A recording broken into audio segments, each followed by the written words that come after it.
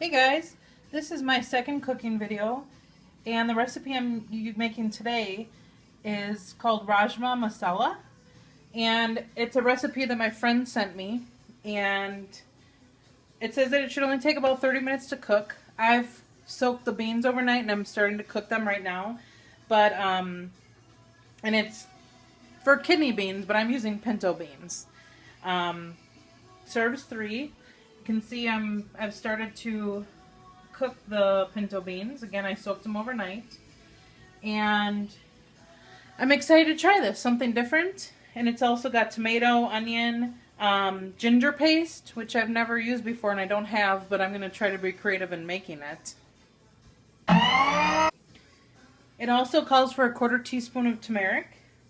Chili powder is 1.5 to 2 teaspoons, or 1 to 1.5 teaspoons.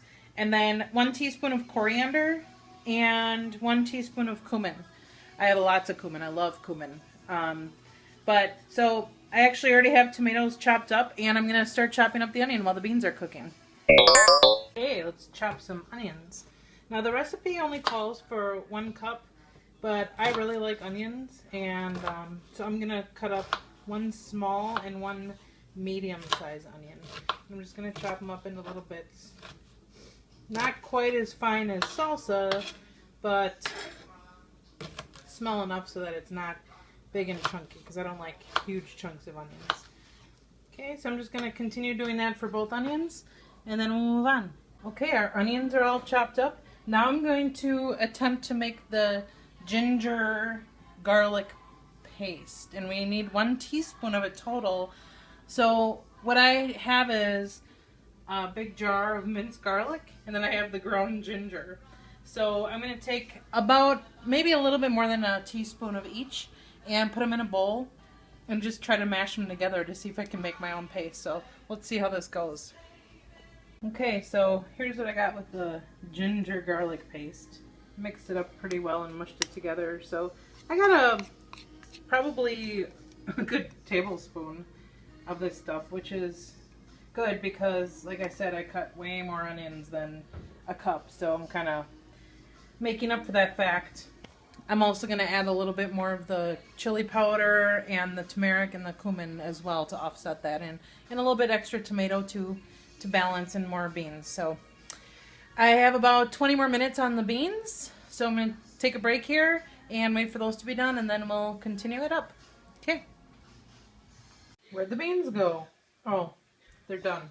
So I transferred them all into this container just temporarily, and I made way more than I need.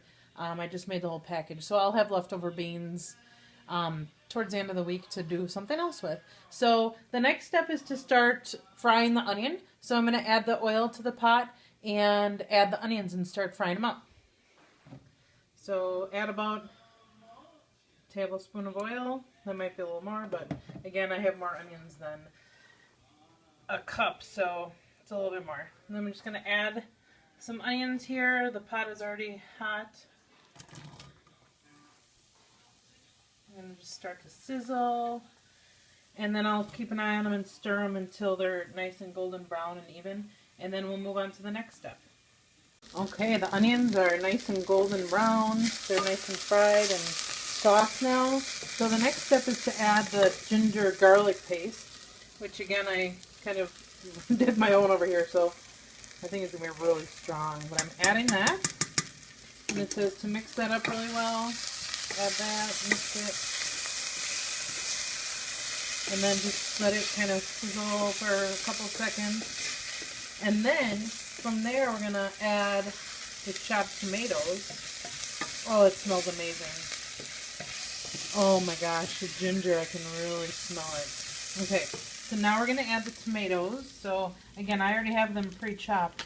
So I'm going to add those and then let them start cooking. Okay, I just added the tomatoes and then also the ground turmeric, chili powder, and cumin. I made a mistake here. I'm supposed to also add 1 teaspoon of coriander, but I don't have that, so hopefully it still tastes good without it. I'm sure it will. This smells amazing. So I'm letting, again, all those spices with the tomatoes, I'm letting them cook until the tomatoes get soft and mushy and start to ooze.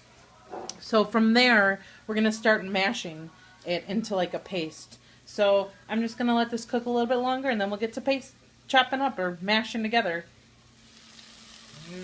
The tomatoes are nice and soft now, and it says to let it cool. So I took it off the heat, and I'm just going to let it sit there for a while and let it cool off. And then from there, we're going to start grinding it into the paste. And then from there, we're going to heat up some oil and add the paste to it. And then saute it for a few seconds. And then add the pinto beans and some water to start making it into more of a broth or gravy, as they call it.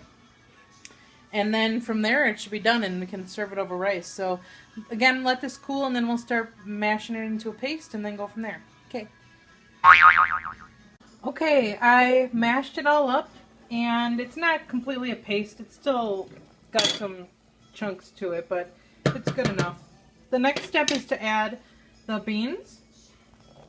So I'm adding about a cup because I added so much other. I'm almost doubling the recipe. And then I'm also adding some water too, because that's what the directions say. So I'm going to add about, I don't know, half a cup to a cup of water and mix that up, let it heat up, and then from there we're done. The directions say that you could sprinkle a pinch of Rajma Masala, I'm not sure what that is, for a garnish. And again, what I'm going to do is just serve it over some rice and have a couple meals out of it. So there you have it. That's Rajma Masala recipe. Hope you guys try it. I took a little taste. It is really, really flavorful. You have to like all the very spicy meal though if you're going to try it. So hope you guys like. Let me know what you think and what you think the next recipe should be that I make. Okay guys, have a great day. Bye.